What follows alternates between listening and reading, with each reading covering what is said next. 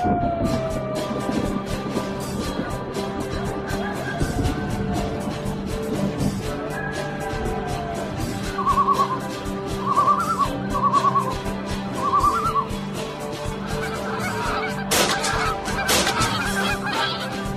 time once again to slip into your camo, grab your gun, and join us out in the field for another episode of the Up North Journal with your host, Mike Adams, and his son, the other Mike Adams. They're locked, loaded, and ready for another exciting episode. So let's step outside and hit the trail.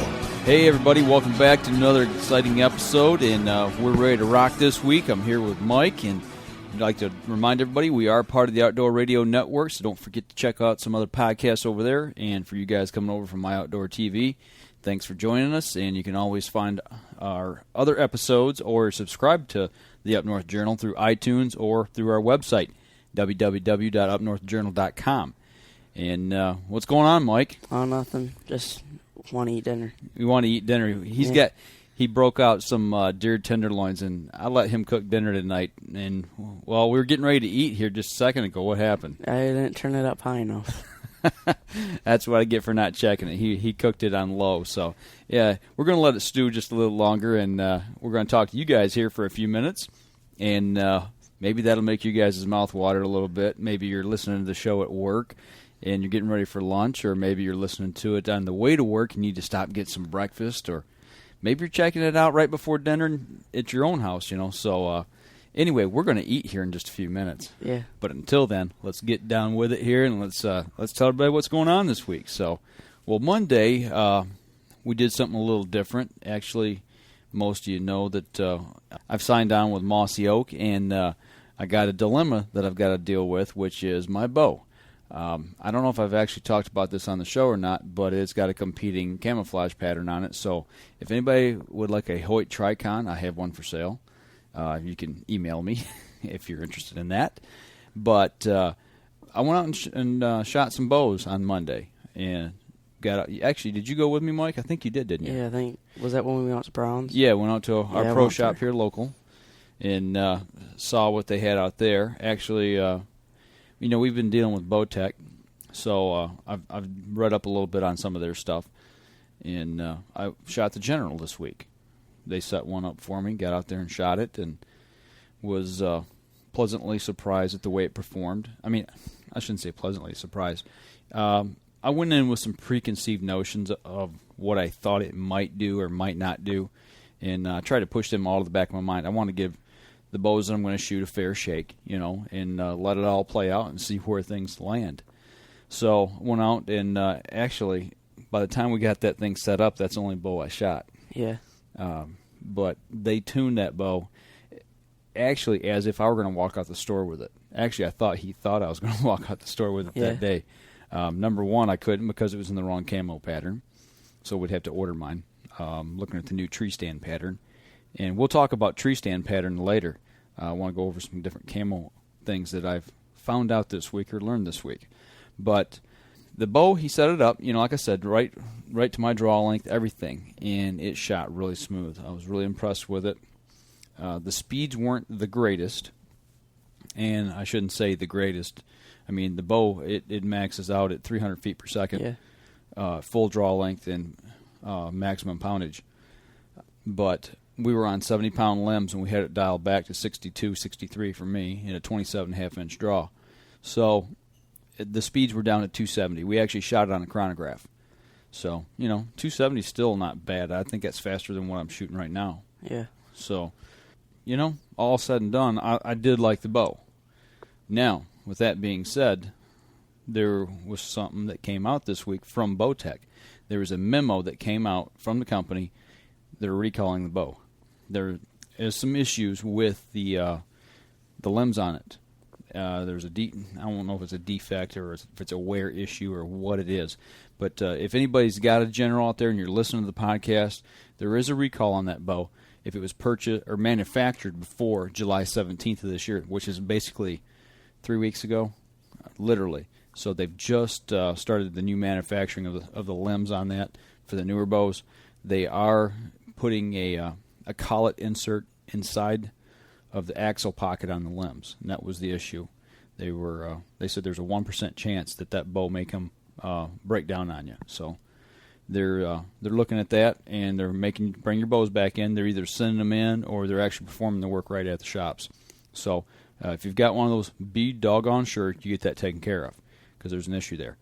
Now, with that being said, like I said, I did like the bow, but there's some concerns there now because of that. So Monday we actually went back up to the bow range. We kind of hung out up there that day.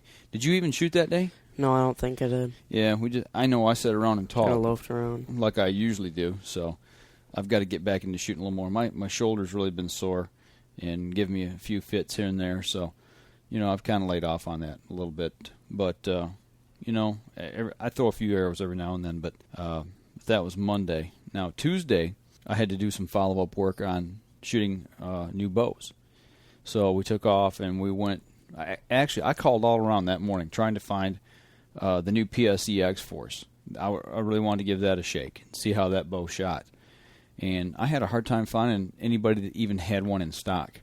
I called some of the pro shops around the area, and I had to drive a good hours north of here up to Bay Archery in Bay City, Michigan, to actually find somebody that had one in stock. So we went up there, made the drive up that way, and that was a pretty nice shop. Yeah. I was first time I've ever been in there. I was really impressed with it. And lots of Bowtechs and Matthews. Yeah, they're definitely a full-line dealer. They had Hoyts there also, along with the PSE stuff and the other regular stuff that most shops sell. But they had the X-Force there, and they set one up for us. And I went back to shoot, and I don't know if it was a short brace height on it or maybe not having all the dampeners or all that on it and silencers and everything. Because there wasn't anything on it at all. Yeah, it was bare bones, and it had some vibration in it, and it had a kick off the bottom instead of rolling over after the shot or sitting still in your hand. The bottom of the bow kicked and rolled up on me. And actually, when I shot the X-Force, I got bit on the arm every time I shot.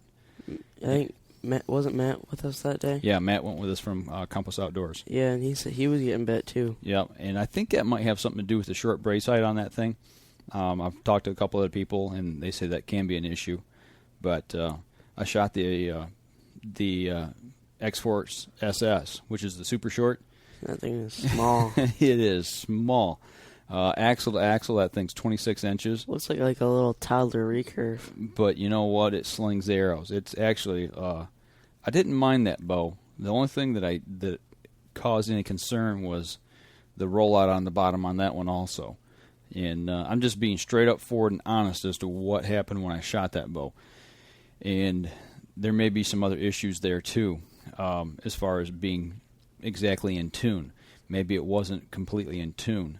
Because I talked to a PSE rep this weekend, and I'll get more into that later on here. But and I had them bring out another General because I wanted to shoot them all side by side. You shoot one day, and then you go shoot a different brand the next day. It's kind of hard to compare and contrast. It's confusing. Yeah, okay. Well, how did this one feel? Because you're thinking about one, and then you forget about the other one. Exactly. So I wanted to shoot them all side by side, and a good thing to do is videotape that. Yeah, you could do that, but that's just a big hassle too. I'm just looking to get a new bow, so I thought it'd be good to shoot those two side by side, or three actually, and we shot the General again, and it performed like it did before. Felt just a little bit different, obviously because it wasn't custom fit to me like it was down at the other pro shop. But I will say this about the Bowtech bows: the back wall on those things are solid as a rock. They're just rock hard. I know you're there. Yeah, I know you've got one. But that's, I look for that. You want that good, solid front back wall. So. Because something I noticed with that PSE, every time you try pulling it back, I'd jerk it forward. When was that? Yes. At Bay. At Bay. Well, yeah, I don't know. Like I said, it wasn't exactly fit to me perfectly, like it was down there at the other pro shop at Brown's. So. There may be some issues with that too. I don't know. Like I said, when I went down there, they fit that bow to me like I was going to walk out of there with it. And that makes a big difference when you're shooting bows, when you're comparing them side by side. So, but after we went up there to Bay Archery, on the way home we stopped at Hicks, which is about 30 minutes north of here. It's about halfway between the two, my house and Bay. So they had the Firestorm there that I shot. They had the X-Force there also, but I'd already shot it, so I didn't bother. Yeah. And the Firestorm that they had, the PSE Firestorm, was one that they actually had that was last year's model. And I shot that, and it's a single cam versus the binary system that most of the other ones had, and it was really smooth. I liked it.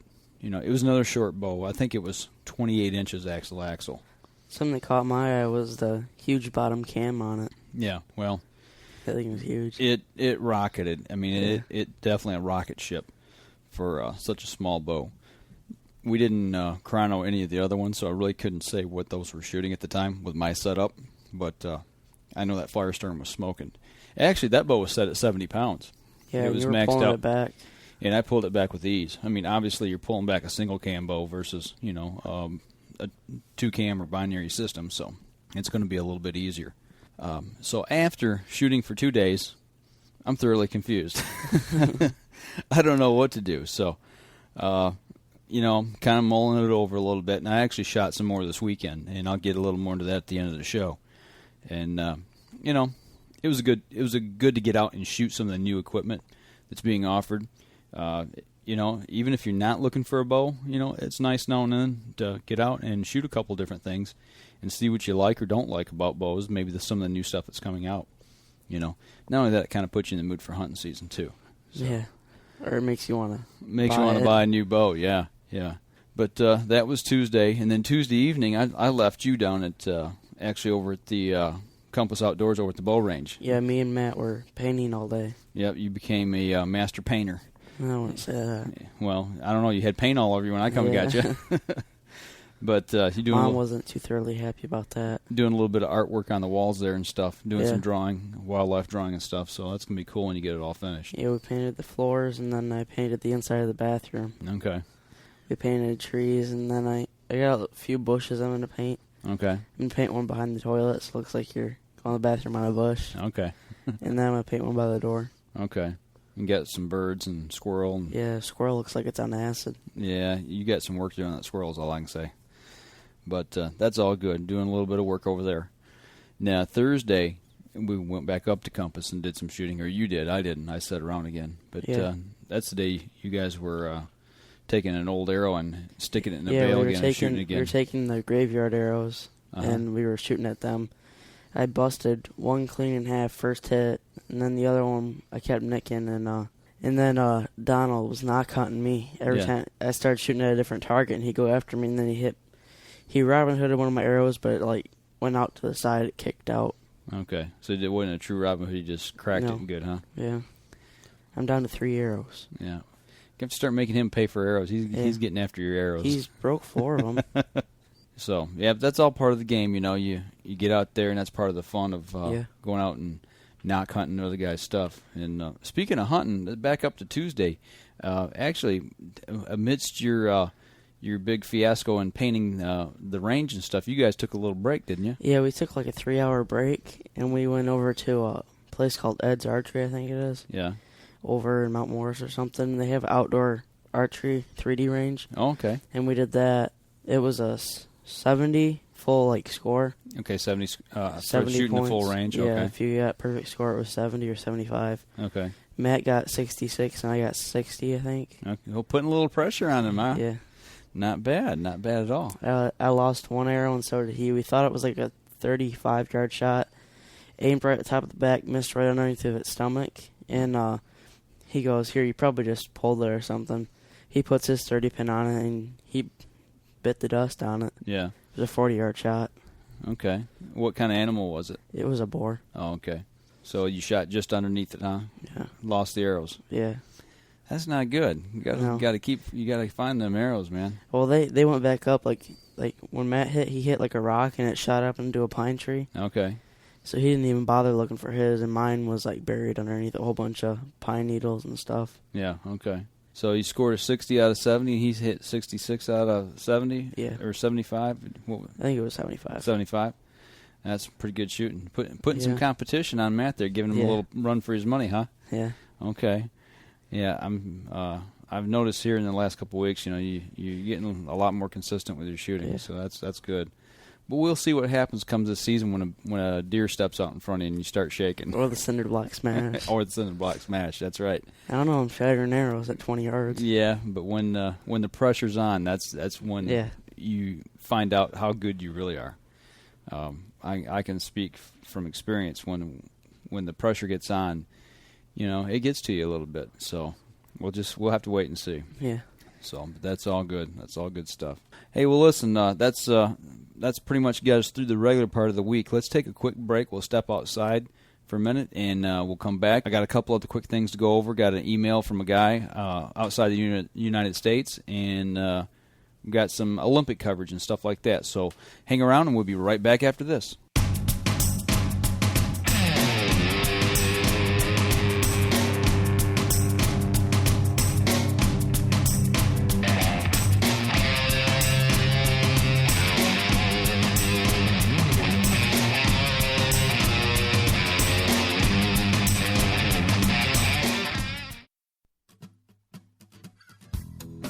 If you're looking for the best in outdoor hunting and fishing podcasts, look no further than the Outdoor Radio Network. Each week we have dozens of podcasts devoted to outdoor sports, with shows like On the Water with Bob Murray, Bass Champ Journal, Surf and Shore Fishing, just to name a few. Check out all outdoor podcasts on the OutdoorRadioNetwork.com.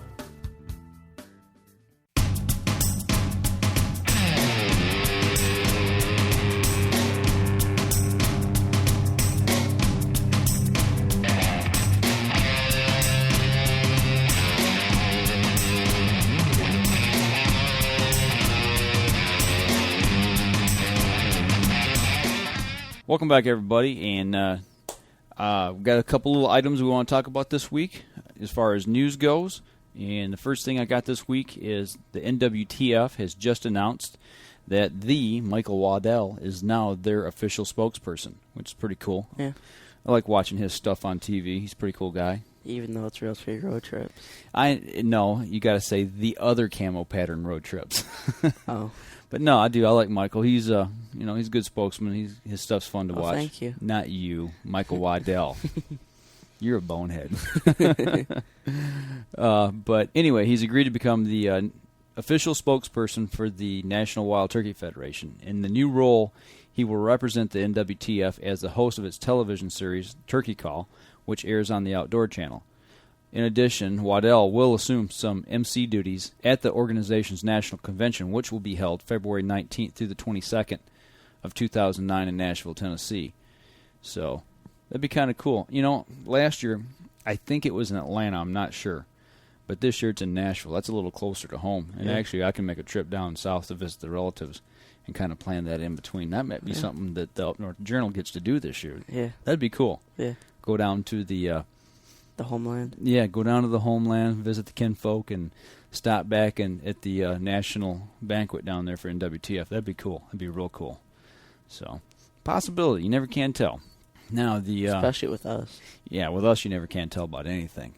So, now the next piece of news we got here. I saw this early in the week and found it kind of interesting. And of course, it relates to the state of California again. And you're always saying, man, everything comes out of California is bad. Well, this week, this piece of legislation that they're wanting to institute is actually a good thing.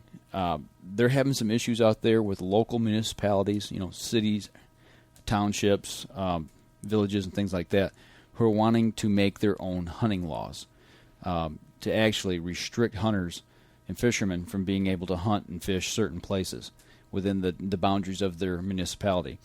And we've seen that happen here in Michigan a little bit. And what they're wanting to do is pass a bill that gives the California State Game Commission the ultimate authority over all fish and game and their laws and seasons and bag limits and things like that. They don't want any smaller municipalities making laws that, because what happens, you might hunt over here in this county with the state regs, and you go over to another county. Well, over here in this little area, this township, they've got some goofy law that won't let you hunt, or they've got some goofy bag limit or something like that.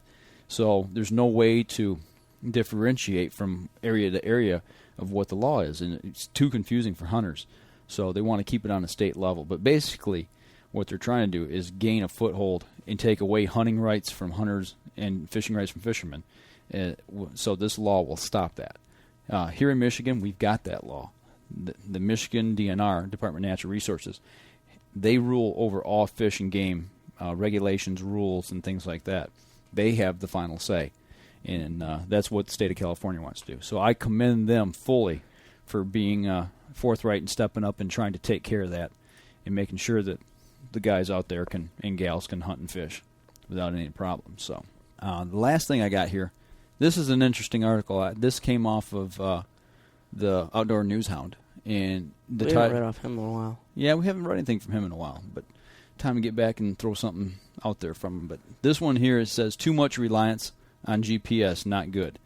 And I've actually thought about doing a blog on this, writing on this, because, you know, we get into the techno age and we start relying on technology really heavily. And GPS is one of these devices that we rely on, you know, and I've got one and I use it.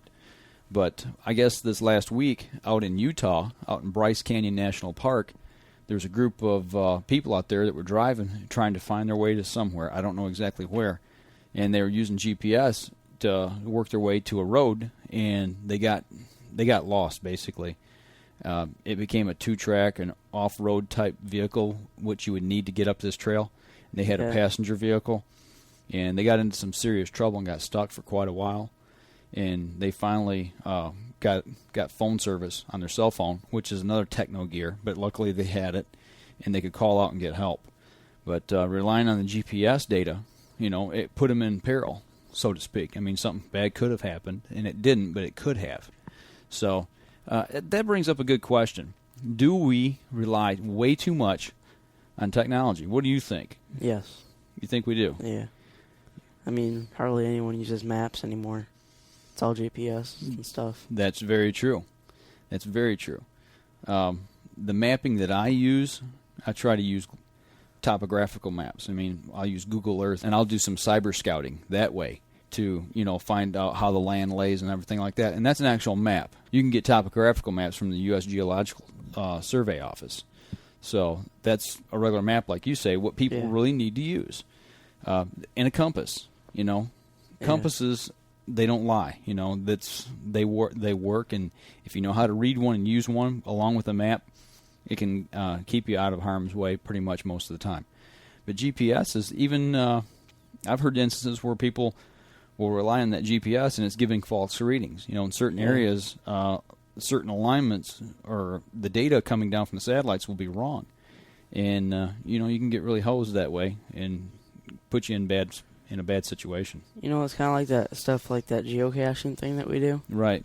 Like if you're in trees or something, it will give you false ways. Yep. You got to have a clear sight line to the sky. And what it relies on is at least 3 satellites to be able to lock up and give you the right coordinate and all that. So, but, I don't use my GPS to hunt so much as I do, like you said, the game we play, the little treasure hunt game that we do called geocaching. But, you know, a lot of people are starting to rely on these, you know, especially out west.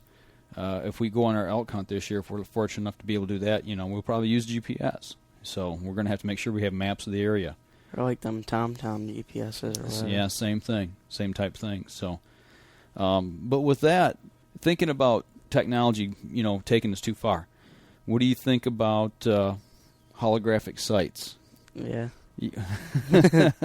Why are you smiling? I don't know. I just like that for fun, just for target shooting. Yeah. Well, I mean, it's a new piece of technology. It's electronic. You know, there's things that you can get with, you know, your binoculars. You know, the things that take pictures and things like that. I mean, everything's trail cameras. You know, that's all new. It's scent lock. Scent lock, exactly.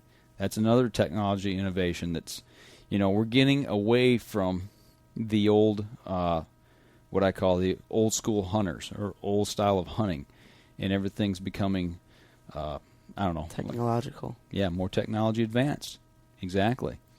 You know, we're using scouting binoculars that's, you know, super magnified. We're using electronic ignition now in muzzle loaders. You've got bows that have high-speed cams on them. You know, we're using trail cameras for scouting. It's just, it keeps growing and growing and growing. You know, do we embrace technology because it makes us a better hunter? Is it truly making us a better hunter, or is it just making our job easier? What do you think? I don't know. I think we just rely on it too much. Yeah. Well, I look at it, I can see both sides of the fence. If something's going to be able to allow me to take game in a way that's going to be a cleaner kill, then, obviously we want to use something like that as long as it's within the law. I mean, there's certain things out there that we're not allowed to use, like laser sights, obviously here in Michigan. But as long as it's within the law, I don't have a problem with anybody using any of that stuff, as long as it's within the law. But, yeah, it does. It is taking us away from the old school, so to speak. There's something to be said for that. But I like gizmos and gadgets, too. So I think it just boils down to it makes people do things a lot easier. It does. Well, in society today, I mean, I work 2 jobs, and I'm trying to do, all the hunting and fishing stuff for the show. Plus, we signed up with Mossy Oak now, and we're doing shows with them. And then trying to get out in the field with you guys and taking the kids out and getting them involved. We have a short amount of time, free time, to be able to get out and do things. So we're using technology and gizmos and gadgets, whatever you want to call them, to enhance or improve what little time we do have to try to be more successful. And I think that's got a lot to do with it. It's just the way society is running now. It's taking us down that path. So I don't know. Guys out there that's listening to the show and gals, what do you guys think? Shoot me an email. Let me and Mikey know what you think on that issue.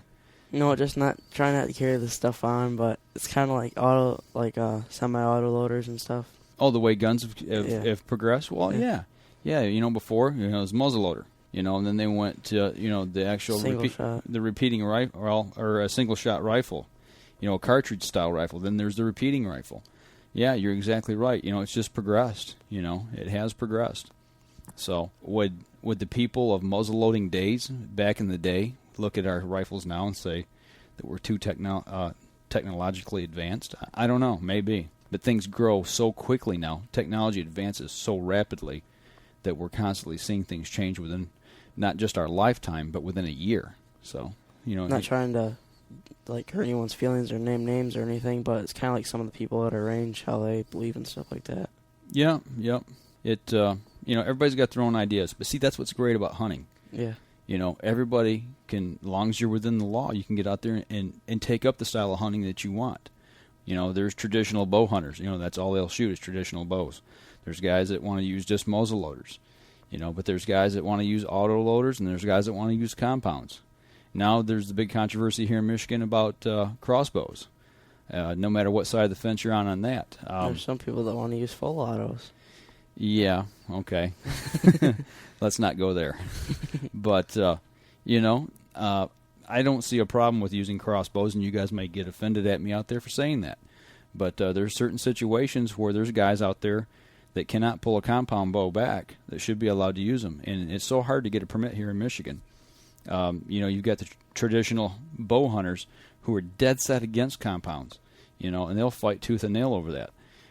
What we need to do is embrace each other and help each other out. We get these groups that fight against each other. We're battling ourselves. So, man, we went really off topic there, didn't we? Yeah, for like 10 minutes. All right.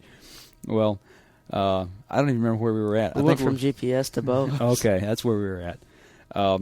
One last little quick thing here, and I'll wrap this segment up. I wanted to cover, we had the Olympics start this week. We do have an Olympic shooting team. And on the blog site, I've got a couple quick little articles on that. On the front of our website, we've got an icon you can click on and get all the latest updates as to how our shooting team is doing. I look for the archery team like you talked last week. Yeah. Man, I am so confused over how they set up the archery stuff and get the results. I just don't know what direction to go. So there's plenty of Olympic websites out there that you can find that stuff on if you're really into the archery. And when they start narrowing the field down, I'll try to get more of a grip on what's going on with that and put a link to it. But we had our Olympic shooting team go. They started this week, actually yesterday. And we had 2 fourth-place finishes. We didn't get a medal, but 2 fourth-place finishes is doing really well for our Olympic shooting team. What country at first? I don't even remember. I think in the women's it was Korea. It was a 10-millimeter pistol. Or no, I'm sorry, take it back. It was a 10-millimeter. It was the 10-meter air rifle. is what the competition's called, 10-meter air rifle.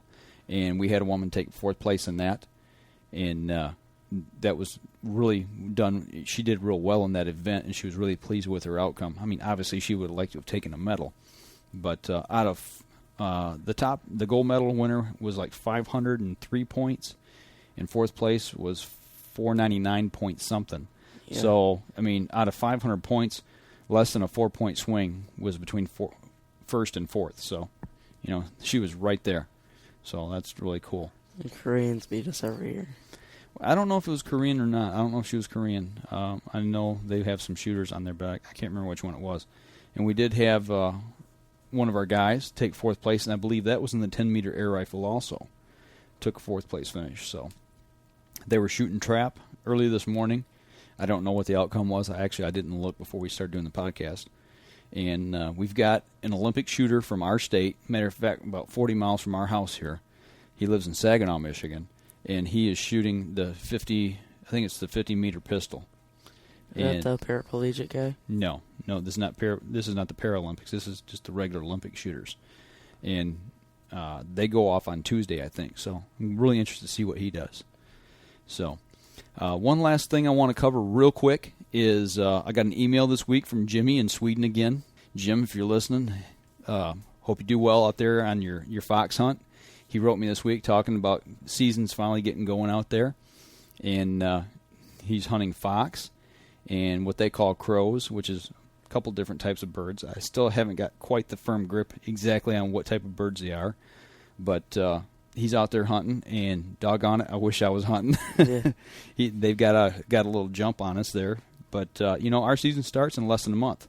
We still got fishing season. Early goose season starts September 1st here in Michigan. So I am ready to go on that, definitely. So I know you're mad because we're not going to hunt the first day, but we'll see what we can do. But anyway, we're less than a month away from being able to carry a firearm in the woods and start blasting or on the water for the goose. So it won't be long. So, but Jim wrote me and asked me about some predator stuff. He wanted to know the difference because he heard you talking last week about the difference between the custom game calls and a store-bought call. And he's got just a regular store-bought predator call. And he wanted to know, how much you pay for the custom calls, what the difference is, and how they work and all that stuff. And with that being said, who did I interview last week? Bryan Stanley. Bryan Stanley from Double D Coyote. Custom game calls. And I will be bringing you the interview here after the break. So we're going to take a quick break on that. And Jim, you can listen to this here. I got this interview ready for you, especially this week. So we're going to take a quick break. We'll come back and we'll listen to Bryan from Double D Coyote. So let's step outside and we'll be back after this.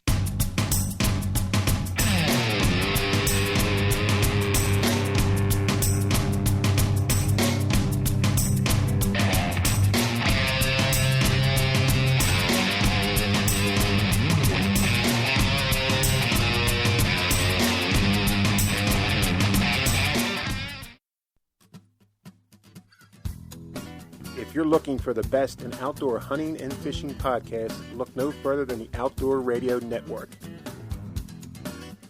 Each week we have dozens of podcasts devoted to outdoor sports, with shows like On the Water with Bob Murray, Bass Champ Journal, Surf and Shore Fishing, just to name a few. Check out all outdoor podcasts on the OutdoorRadioNetwork.com.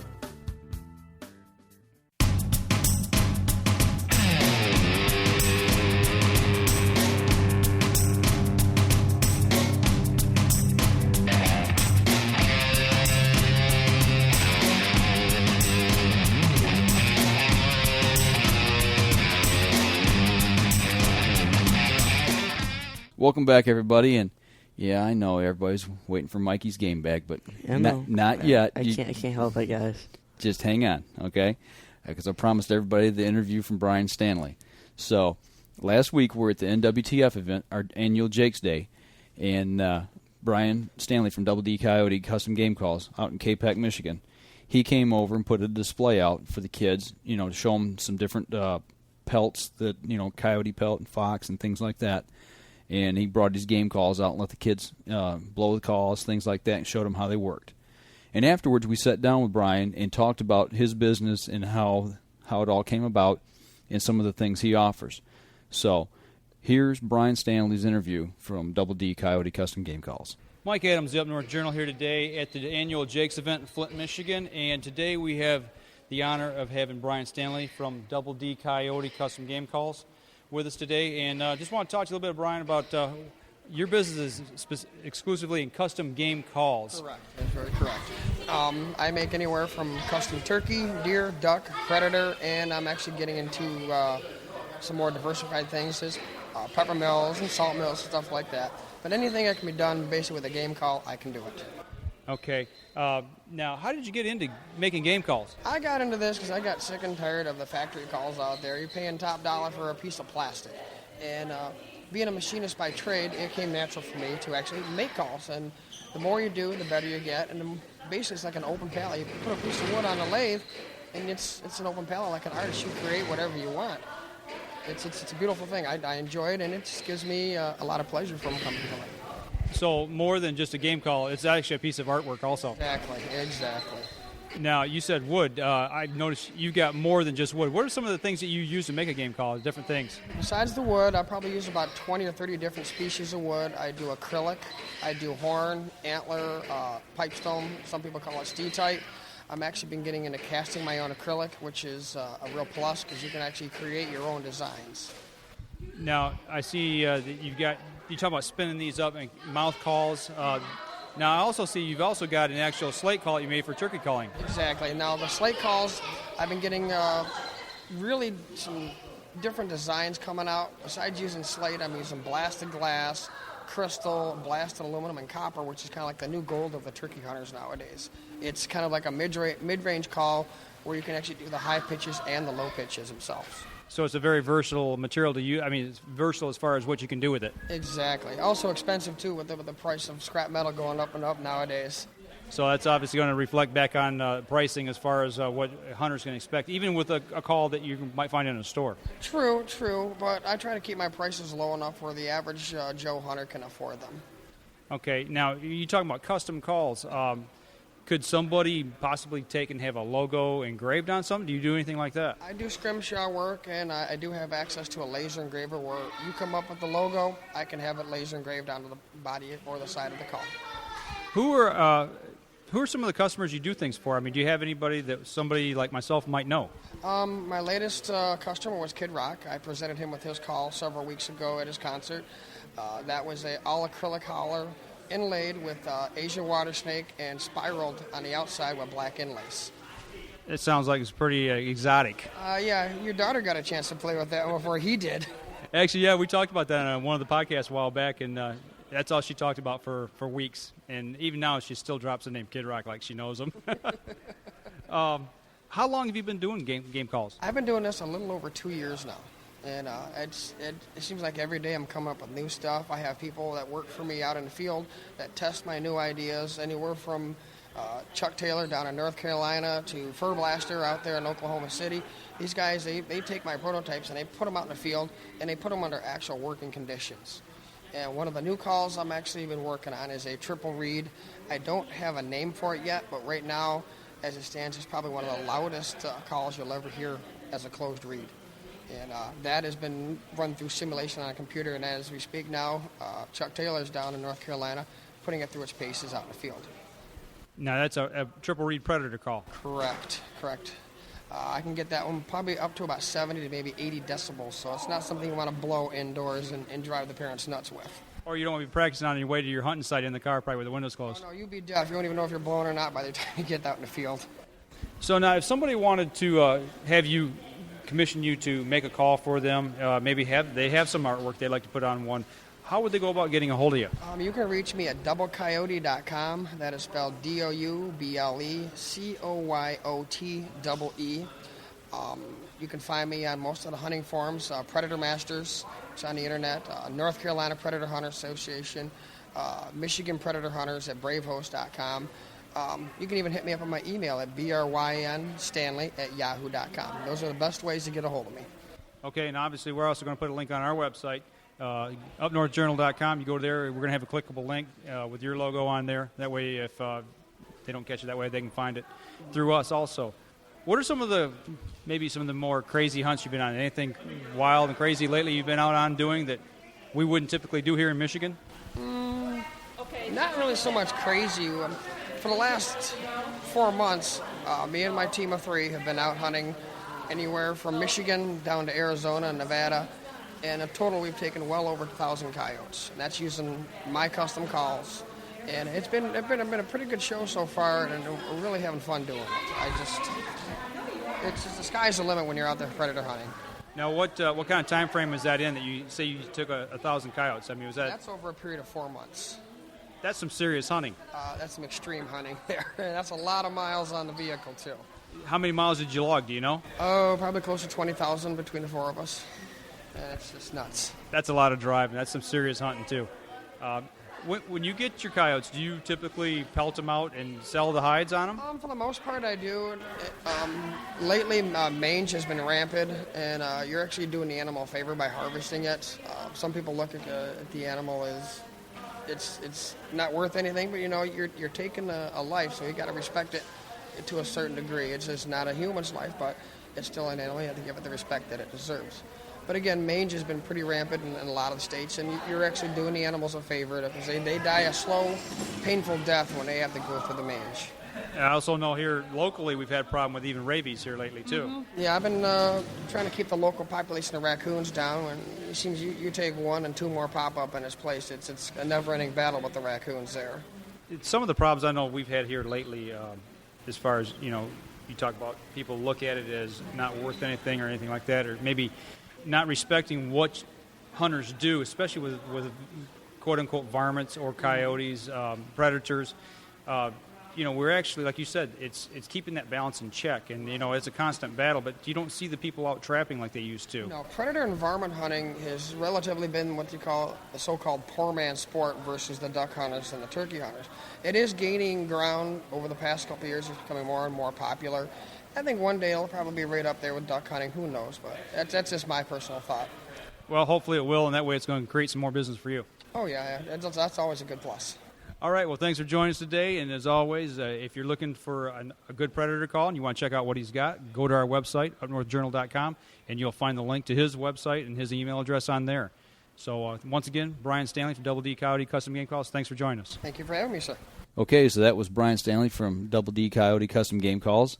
I know you're excited about some stuff with him, Michael. Actually, I've got 3 game calls from him. I bought a couple of them last week, and then I got one here he wants me to try. So I'm really excited about that and checking those out. I'll tell you what, he does some awesome artwork on some of this stuff. But more importantly, these things perform. What? I was just wanting to look at one. You want to look at one? Okay. He's over here pointing to the calls saying, give me one. I thought he was going to hammer it here in the studio. No, these are too loud. Yeah, they are extremely loud. There is a difference between these, the ones he makes and the regular ones that I've bought in the store. It's really amazing at how much noise that these things can make and the volume you can get out of them and the difference in the pitch rates and things like that. I thought it was pretty cool on like all the different things that he can make calls out of. Yeah, he turns some, stuff out of, acrylic. Yeah, like I thought just like basic people, like he would just do the basics like acrylic and wood. Yeah. But he does it all. If it can be put on a lathe, he said he'll spin it. Yeah. So that's what's cool about it. But you got something that you're going to try to talk to him about. Oh, yeah, I was actually going to try to talk to him today, or I'm actually going to try to get a goose call, or preferably a goose call from him. I want to have him do like an acrylic or something. Oh, yeah? Okay. Yeah, just like a full acrylic. Okay. You want to check it out against them ones that you just bought? Yeah. Okay. Something interesting he said about the Coca-Cola, because we talked about Coca-Cola wood that he actually uses to turn them, and that's what you bought for your goose call that you took up to the competition last week. And him and I were talking on the phone about that, and he said, you need to be really careful with Coca-Cola game calls. And something I didn't know is that some people are allergic to Coca-Cola wood. Yeah. So he said even though it's sealed real well with whatever kind of sealant they put on it, he said if that seal ever gets broken and you're allergic to it, that it can actually cause some health issues. Yeah. And he became allergic to work because he worked with it for a long period of time here. He finally developed an allergy to it and had to get treatment for it. So So if you guys have got something like that, you need to be aware of that, number one. So, but you want to blow that, don't you? No, I'm just putting my hands on it. Okay. I thought you was getting ready to hammer that call again. So, but no, that's only the goose and duck calls. Okay. All right. But anyway, that's Bryan Stanley from Double D Coyote, and if you guys, like I said in the interview there, if you want to email him, by all means, you can email him, and he'll build a call for you. Or if you got some artwork you want to have scrimshawed or laser engraved, they can do that also. Like I said, some of the stuff I saw is just totally awesome. He does a really nice job, really nice work on that stuff. So, okay, now the best part of the show? I guess, go ahead. Okay, now the best part of the show, Mikey's game bag.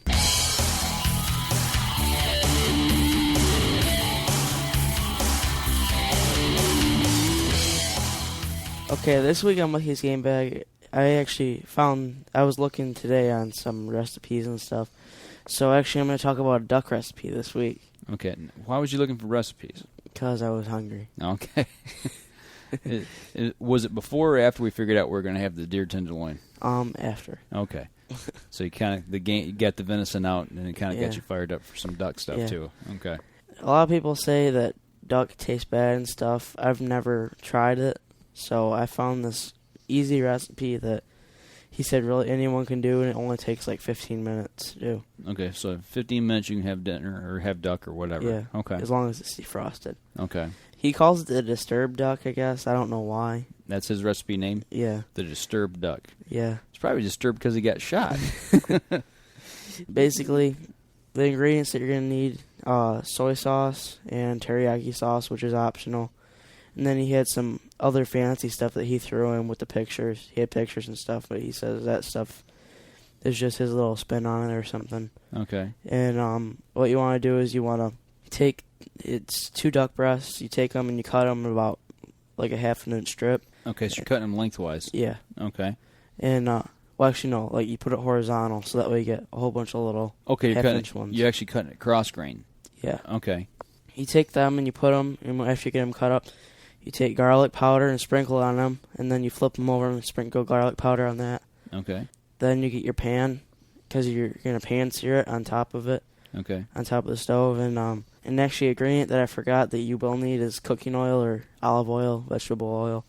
Basically, you fill the bottom of the pan up with that just a little bit so it just covers the bottom. Yeah. Okay. And then you equally mix your teriyaki sauce and your soy sauce. Okay. And then you put the strips of duck in there, and you let them. You do it on one side until they turn gray. Now, do you put the teriyaki sauce and soy sauce in the pan also, or yeah, with the oil? Yeah, you don't marinate it. Okay, so you put it all. You mix the vegetable oil and the teriyaki and the soy sauce all in there together. Okay. Yeah, and then you put them in there and you let them to where they turn they turn gray and the blood starts coming up. Then what you say you do is you leave it on there for a few minutes after it turns gray and starts bringing the blood out, and then you flip them over and let them cook for about 2-3 minutes until they're like a dark brown or something. Okay. And then what he said he does is he takes them out, lets them cool, and something that he does is there's, if anyone knows like about cooking and stuff, the Lipton side dishes, you know them? Mm-hmm. Like they have butter noodles and Alfredo and stuff. Right. And he used, I think it was dirty rice or teriyaki rice. Okay. He put it on top of that with mushrooms. Actually, I'm having Mom pick up some of them sides tonight. Okay, so you're going to use Lipton Alfredo sauce? No, I'm going to use Lipton Alfredo noodles, I think. Okay, the noodles, okay. Yeah, either the noodles or the rice, I'm not sure yet. Okay, so it depends if it be noodles or rice. Yeah. All right. And I'm doing that for dinner tomorrow. Okay, so then you cook the duck up, and then after that you put that on top of that? On top of it, yeah. And you said something about you got mushrooms you cook with it, too? Yeah, you can put mushrooms on, or I might put some broccoli within it. Okay, a little broccoli Alfredo with duck. Yeah. Duck broccoli Alfredo, a la Mikey style. Yeah. Okay. Well, that's pretty good. Sounds good anyway. Yeah. You better make sure you save me a little bit, because I do want to try it. Yeah, I'll leave a few strips of it. Okay, a few strips. Listen to them. Do you want any rice with it? Whatever you fix it in, just leave me a little bit, because I would like to try it out. I'll warm it up when I get home and try it out. Okay. So we'll see how that all pan-sears out, so to speak. Well, I can always cook some more, because we got like 3 other ducks in the freezer. Okay. All right. Well, we'll see what happens with that. So, is that Mikey's game bag? Yeah. All right. And I'll tell you how good it tastes next week. Okay. And I'm thinking about I'm trying to find a recipe for duck jerky. Okay. I found some for goose jerky, but I want to try some duck. Okay. Yeah. Because we don't have any geese over here yet. No, Uncle Les still got the goose that you shot last year, so he kept the goose over there. We're supposed to cook them up sometime. Probably all gone.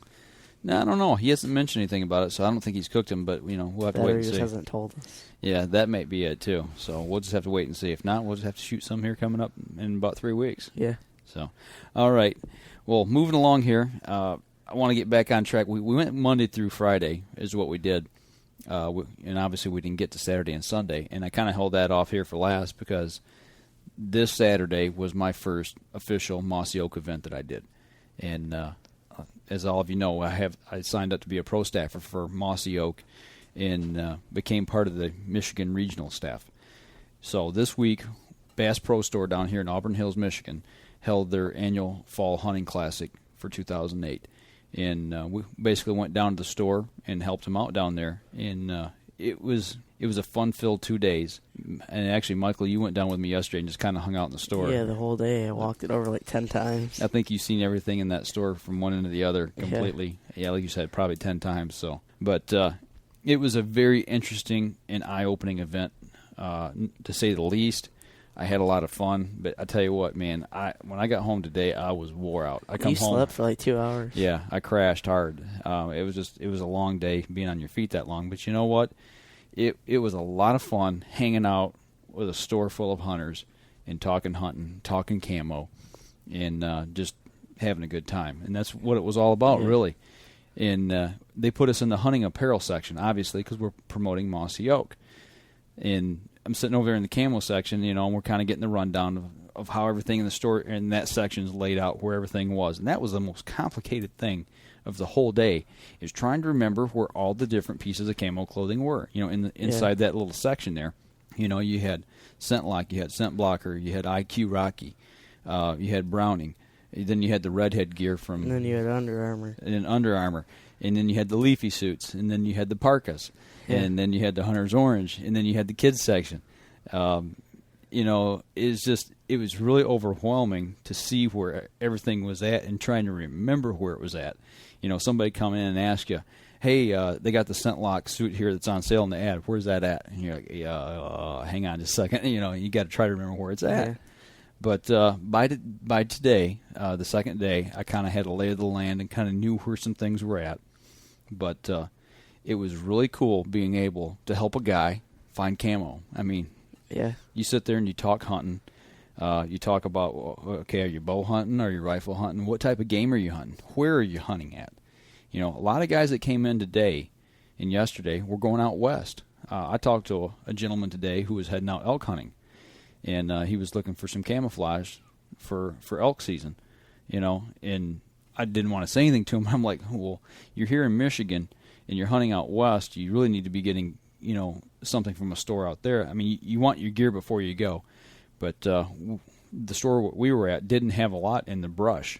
And, and that's the camo pattern that they would use out there, is the brush. It's kind of got more of the tumbleweed and scrub grass type. Yeah, like the camo hat that you're wearing right now, Michael. Yeah. Or the bandana that you picked up. But, it's you're trying to help these guys out and get them ready for a hunt out there. And it's more than just asking somebody what kind of camo you're looking for. You got to figure out what time of year, what type of game, and where they're at. And you got to kind of try to put that all together and come up with a game plan. Figure out how hot it's going to be. Yeah. What kind of layering. I mean, obviously, you're not going to want a parka when you're hunting tree stand hunting in October here in Michigan. You got to try to play that mind game, is to figure out exactly what they're thinking and what direction they're going. What I found really interesting was the age groups who are looking for different gear. We talked about technology, and you mentioned Scent Lock. Yeah. Well, Scent Lock and Scent Blocker. The younger guys were going after scent control. I mean, I don't think there was only one guy that come in there that was probably under 30 years old. Maybe, let's say under 40 years old, who didn't come in specifically looking for scent control. And there was a guy coming in today, and actually he was looking for cold weather gear. So that was the reason he wasn't going after that scent control. But everybody that was, like, say, 50 and older was going after basic camo. They weren't going after the scent control stuff. Yeah. So there's still that mindset of people thinking, okay, old school, new school. New school people, they're thinking technology. Old school people are thinking, just basic stuff, basic gear. And it was really interesting to see that. And it did. It played out in the store. And that's kind of why I brought that article up today about technology. And it was really eye-opening. Did you talk anyone into scent lock or anything? I sold probably 5-6 sets of scent lock and scent blocker a year in 2 days, And the coolest thing, I told the guys last night, it really got to me a little bit. But a young guy come in. He come in with his grandma and his mom. I don't know if he had a dad. I don't know if his dad was passed away or maybe there's a split family, whatever. But the grandma was footing the bill for his camo, and his mom was there with him. He comes up to me and he said, "Sir," he says, "I need some help." And I said, "Okay, what you looking for?" He says, "I need camo for archery season." He said, "I'm a first-time hunter, and I need to be outfitted head to toe." And I'm like, woohoo! But seriously, it really made me feel good to put that kid in a set of camo that I have confidence in that I knew would work, And it was a real joy to be able to walk through and ask him the questions. Where are you hunting? What time of year are you hunting?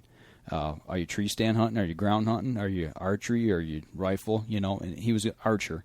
So, he wanted to be able to have something real light to wear, in the early season, but yet and still have it work later on and be able to build layers underneath of it. And that worked really, we got him fitted on some, I think we got him on scent blocker, actually, instead of scent lock. And he went with the scent blocker, and we went with a new tree stand pattern. And I'll get into a little bit more of that later here, with all the different patterns and things like that. But, we got him fitted with the jacket, and then we got him fitted with the pants. And, then we started talking about undergarments, of what's going to work well with that. Because the scent blocker is a carbon-based suit, just like scent lock is. And, I used Under Armour last year. Well, now there's stuff out that's in that same price range that does the same job, plus it's antimicrobial. It helps knock the odor down, or, keep the scent locked into the actual fiber until you wash it at a later time. And it's in that same price range. So that works real well. So Was that the Redhead stuff? The Redhead's gear, they make that. There's base layer, that's from Scent Lock. And there's 3 or 4 different brands of that stuff that's out there. Some of it's carbon-based, some of it's silver ion-based. And they all kind of work, the same ways. Well, I won't say the same way. The carbon-based stuff works just like Scent Lock and Scent Blocker. The silver ion stuff works a little differently, but you can wash that a little more regularly instead of having to reactivate it like you do the carbon-based stuff. It was really eye-opening, but we hooked the kid up, got him everything he needed, and got him outfitted from head to toe, and he was happy as a clam walking out of there. 15, 16-year-old kid has a complete head-to-toe new suit, and he was ready to rock. He was ready to go out and slam some deer, so that was really cool. And it made me feel good to know that I was a part of that. Too bad the kid's dad wasn't there. I don't know what the situation was. Maybe he had a dad, maybe his dad was working or something. I don't know. But if it had been my boy, like you or Jake or even the girls, I'd have been there making doggone sure that kid was outfitted properly. So it was a real joy for me to be able to do that. And now getting back to the different camo patterns. That's something that was really eye-opening for me also. Number one, to be able to look on a rack, and even in the Scent Lock, there's the competing company, Realtree, and then there's the Mossy Oak line. And when you glance real quick, you look at that stuff, and you're like, well, what camo pattern's that? By the end of today, I was being able to look on there and say, okay, I know what that is, and that is. You can start seeing the subtleties in the different patterns and being able to pick them out, which obviously before I started doing this, I really didn't consider or pay that much attention to. But what was nice is as I'm going through my camo and looking at my stuff, almost all my stuff is Mossy Oak, breakup. I know what I like, and that's the direction I went, and I tried to keep everything the same. So it worked out well for me. And it was an easy transition for me to make here to Mossy Oak. But something they've got out new this year is called Tree Stand Camo. That's a sweet pattern. That stuff is awesome. And I don't say that because I'm with Mossy Oak. I'm telling you that because it's awesome. It just looks cool. It looks really nice. The breakup pattern works well in the fall, but especially here in Michigan, the leaves come off fairly early, and once those leaves come off and you're still trying to tree stand hunt, you've got a lot of brown tones and even a little bit of green in that pattern. And it looks more like dead leaves. You stick out in the tree. You really do. Especially in October here, we get a lot of rain. You get gray skies. So your silhouette is really prominent up there in a tree with no leaves. But this tree stand pattern, it mimics what the tree looks like when the leaves are off. And it blends in really well. It's more of a gray tone.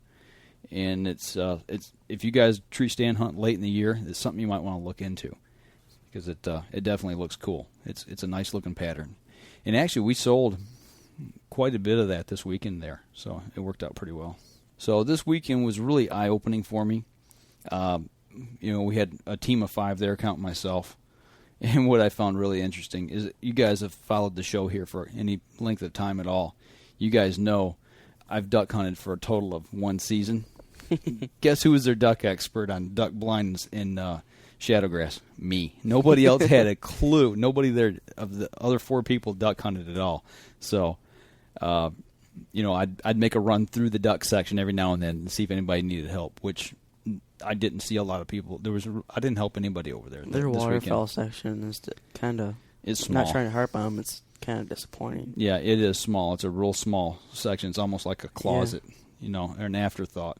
And that is surprising because here in Michigan there are a good number of duck hunters. I mean, if you go down to Cabela's, it's just like half the store is waterfowl. It is. It really is. There's a lot of waterfowl product down there. So, but they specialize in other things, and that's okay. I mean, every store has the things that they really key on, and duck hunting is not one of them for that particular store. So, well, it is Bass Pro.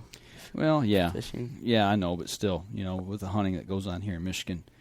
They cater to the hunter, but a lot of it is tree stand hunting and rifle hunting is what they kind of key in on, and they don't key it so much to the duck hunter there. But it was a great weekend. It really was. Like I said, I learned a lot, and we went through and you start reading the tags of all the different products that's offered, and learning how they all work. That was really cool, and trying to figure that out. And you really learn a lot about the product that way.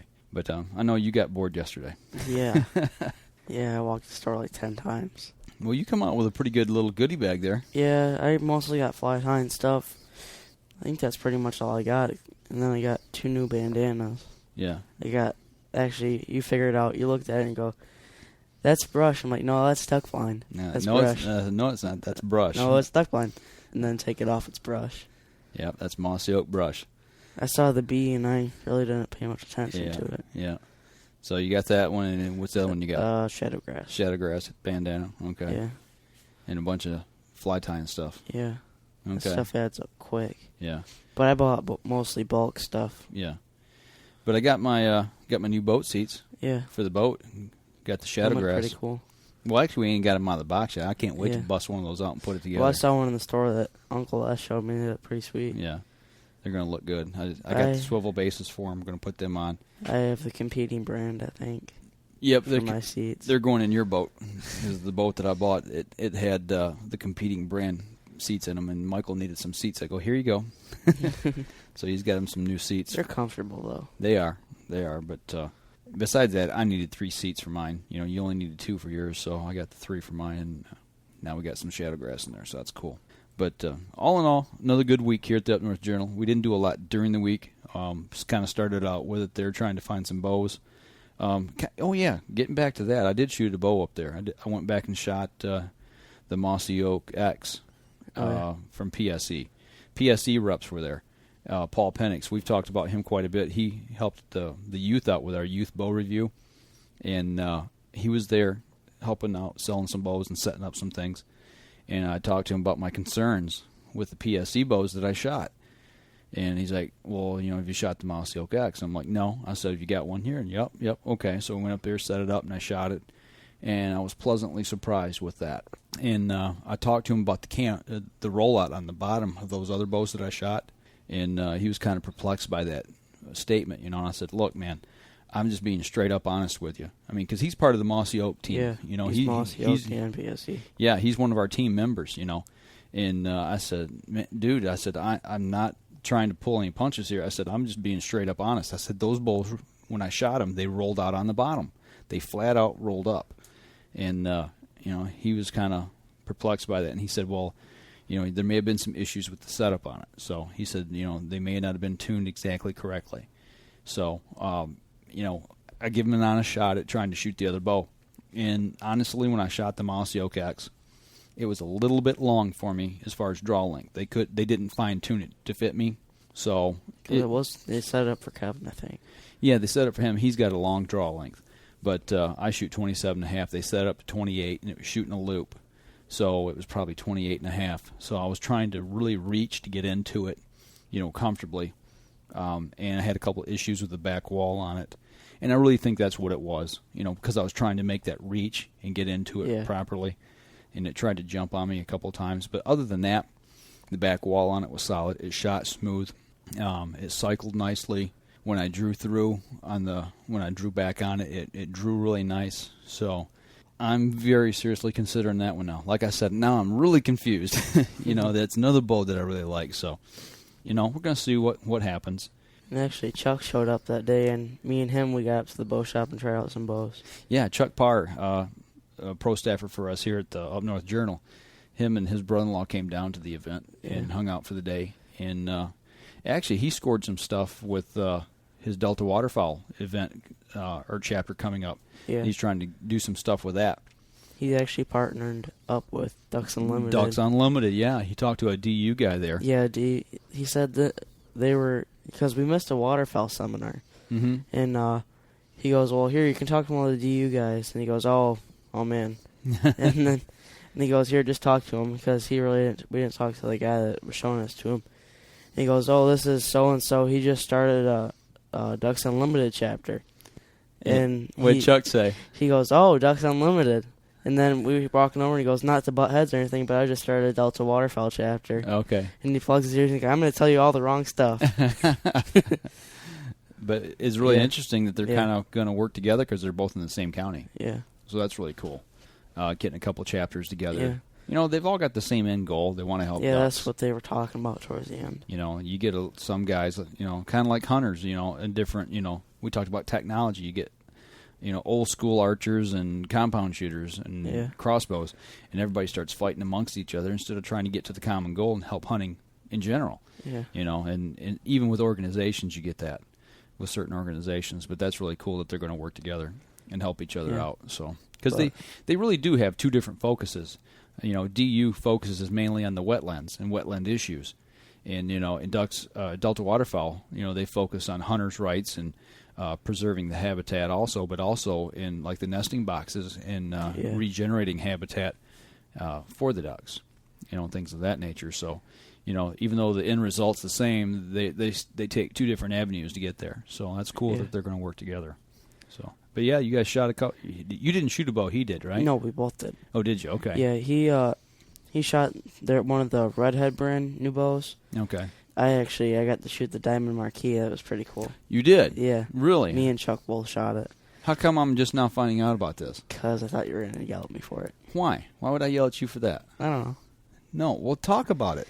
That's what we're here for on the podcast, man. Let everybody know how it shot. Talk about it. What happened? Actually, we shot that, and the other one that we shot was the redheaded one. It was called Toxic. The guy there said same thing, except it's a little cheaper and doesn't have the STS bar.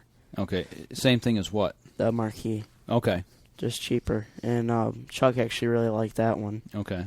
The Marquis, I liked how long it was, even though it was a little bit heavier than mine. Okay. But it was a single cam. It was, like I said, it was probably 4 inches longer than mine. Now you're talking axle to axle length when you say long? Okay. Yeah. Like I said, it was solo cam or single cam, or whatever they call it. Mm-hmm.